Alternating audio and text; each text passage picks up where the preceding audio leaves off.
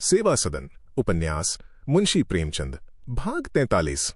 शांता को आश्रम में आए 1 मास से ऊपर हो गया, लेकिन पद्म सिंह ने अभी तक अपने घर में किसी से इसकी चर्चा नहीं की। कभी सोचते भैया को पत्र लिखूं, कभी सोचते चलकर उनसे कहूं, कभी विठलदास को भेजने का विचार करते, लेकिन कुछ निश्चय न कर सकते थे।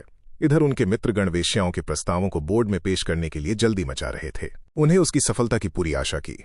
मालूम नहीं विलंब होने से फिर कोई बाधा उपस्थित हो जाए। पद्म सिंह उसे टालते आए थे, यहां तक कि मई का महीना आ गया। विठलदास और रमेश दत्त ने ऐसा तंग किया कि उन्हें विवश होकर बोर्ड में नियमानुसार अपने प्रस्ताव की सूचना देनी पड़ी। दिन और समय निर्दिष्ट हो गया। ज्यों-ज्यों दिन निकट आता था, पद्म सिंह का चित्त अशांत होता जाता था। उन्हें अनुभव होता था कि केवल इस प्रस्ताव के स्वीकृत हो जाने से ही उद्देश्य पूरा न होगा। इसे कार्य रूप में लाने के लिए शहर के सभी बड़े आदमियों की सहानुभूति और सहकारिता की आवश्यकता है।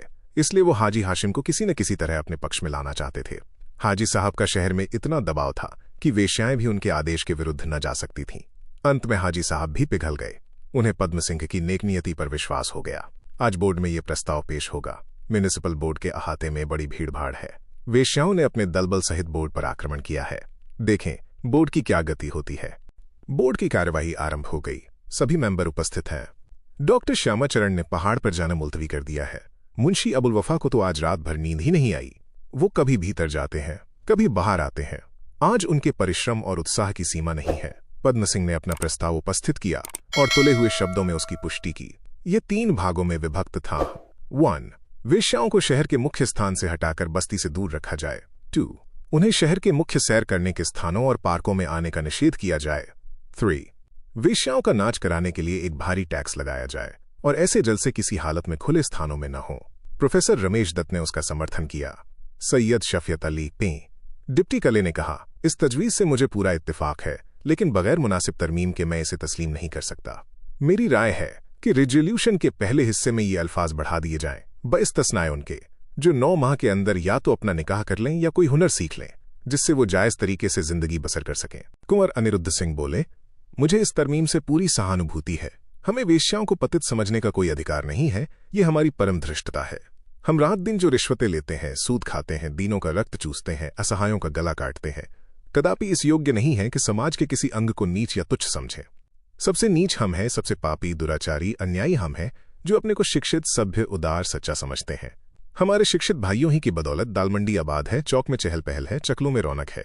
ये मीना बाजार हम लोगों ही ने सजाया है, ये चिड़िया हम लोगों ने ही फांसी है, ये कठपुतलियां हमने बनाई हैं। जिस समाज में अत्याचारी जमींदार, रिश्वती राज्य कर्मचारी, अन्यायी महाजन, स्वार्थी बंधु आदर और सम्मान के पात्र हों, वहां दालमंडी क्यों ना आबाद हो। हराम का धन हरामकारी और कहां जा सकता है। जिस दिन नजराना, रिश्वत और सूद दर सूद का अंत होगा, उसी दिन दालमंडी उजड़ जाएगी, वे चिड़ियां उड़ जाएंगी, पहले नहीं। मुख्य प्रस्ताव इस तरमीम के बिना नश्तर का वो घाव है जिस पर मरहम नहीं। मैं उसे स्वीकार नहीं कर सकता। प्रभाकर राव ने कहा, मेरी समझ में नहीं आता कि इस तरमीम का रिजोल्यूशन से क्या संबंध है। इसको आप अलग दूसरे प्रस्ताव के रूप में पेश कर सकते हैं। सुधार के लिए आप जो कुछ कर सकें वो सर्वथा प्रशंसनीय है, लेकिन ये काम बस्ती से हटाकर भी उतना ही आसान है जितना शहर के भीतर, बल्कि वहां सुविधा अधिक हो जाएगी। अबुल वफा ने कहा, मुझे इस तरमीम से पूरा इत्तफाक है। अब्दुल लतीफ बोले, बिना तरमीम के मैं रिजोल्यूशन को कभी कबूल नहीं कर सकता। दीनानाथ तिवारी ने भी तरमीम पर जोर दिया है। पद्म सिंह बोले, इस प्रस्ताव से हमारा उद्देश्य वेश्याओं को कष्ट देना नहीं, वरन उन्हें सुमार्ग पर लाना है। इसलिए मुझे इस तरमीम के स्वीकार करने में कोई आपत्ति नहीं है। सैयद तेगली ने फरमाया, तरमीम से असल तजवीज की मंशा फीत हो जाने का खौफ है। आप गोया एक मकान का सदर दरवाजा बंद करके पीछे की तरफ दूसरा दरवाजा बना रहे हैं। ये गैर मुमकिन है कि वे औरतें जो अब तक ऐश और बेतकल्लुफी की जिंदगी बसर करती थीं, मेहनत और मजदूरी की जिंदगी बसर करने पर राजी हो जाएं। वो इस तरमीम से नाजायज फायदा उठाएंगी। कोई अपने बालाखाने पर सिंगार की एक मशीन रखकर अपना बचाव कर लेंगी, कोई मोजे की मशीन रख लेंगी, कोई पान की दुकान खोल लेंगी, कोई अपने बालाखाने पर सेब और अनार के खोमचे सजा देंगी। नकली निकाह और फर्जी शादियों का बाजार गर्म हो जाएगा और इस पर्दे की आड़ में पहले से भी ज्यादा हरामकारी होने लगेगी। इस तरमीम को मंजूर करना इंसानी खसलत से बेइल्मी का इजहार करना है। हकीम शोहरत खां ने कहा, मुझे सैयद तेगली के ख्यालात बेजा मालूम होते हैं। पहले इन खबीस हस्तियों को शहर बदर कर देना चाहिए। इसके बाद अगर वो जायज तरीके पर जिंदगी बसर करना चाहें तो काफी इत्मीनान के बाद उन्हें इम्तिहान शहर में आकर आबाद होने की इजाजत देनी चाहिए। शहर का दरवाजा बंद नहीं है, जो चाहे यहां आबाद हो सकता है। मुझे काबिले यकीन है कि तरमीम से इस तजवीज का मकसद गायब हो जाएगा। शरीफ हसन वकील बोले, इसमें कोई शक नहीं कि पंडित पद्म सिंह एक बहुत ही नेक और रहमी बुजुर्ग हैं, लेकिन इस तरमीम को कबूल करके उन्होंने असल मकसद पर निगाह रखने के बजाय हर दिल अजीज बनने की कोशिश की है। इससे तो यही बेहतर था कि ये तजवीज़ पेश ही न की जाती। सैयद शराफत अली साहब ने अगर ज्यादा गौर से काम लिया होता तो वो कभी ये तरमीम पेश न करते। शाकिर बेग ने कहा, कंप्रोमाइज मुल्की मामलात में चाहे कितना ही काबिल तारीफ हो, लेकिन इखलाकी मामलात में वो सरासर काबिल एतराज है। इससे इखलाकी बुराइयों पर सिर्फ पर्दा पड़ जाता है। सभापति सेठ बलभद्रदास ने रिजोल्यूशन के पहले भाग पर राय ली। 9 सम्मतियां अनुकूल थीं, 8 प्रतिकूल। प्रस्ताव स्वीकृत हो गया। फिर तरमीम पर राय ली गई। 8 आदमी उसके अनुकूल थे, 8 प्रतिकूल। तरमीम भी पास हो गई। सभापति ने उसके अनुकूल राय दी। डॉक्टर श्यामाचरण ने किसी तरफ राय नहीं दी। प्रोफेसर रमेश दत्त और रुस्तम भाई और प्रभाकर राव ने तरमीम के स्वीकृत हो जाने में अपनी हार समझी और पद्म सिंह की ओर इस भाव से देखा मानो उन्होंने विश्वासघात किया है। कुंवर साहब के विषय में उन्होंने स्थिर किया कि बातूनी, शक्की और सिद्धांतहीन मनुष्य है। अबुल वफा और उसके मित्रगण ऐसे प्रसन्न थे मानो उन्हीं की जीत हुई। उनका यों पुलकित होना प्रभाकर राव और उसके मित्रों के हृदय में कांटे की तरह गड़ता था। प्रस्ताव के दूसरे भाग पर सम्मति ली गई। प्रभाकर राव और उसके मित्रों ने इस बार उसका विरोध किया।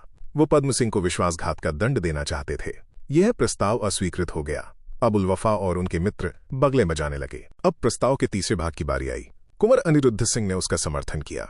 हकीम शोहरत खां, सैयद शफकत अली, शरीफ हसन और शाकिर बेग ने भी उसका अनुमोदन किया, लेकिन प्रभाकर राव और उनके मित्रों ने उसका भी विरोध किया।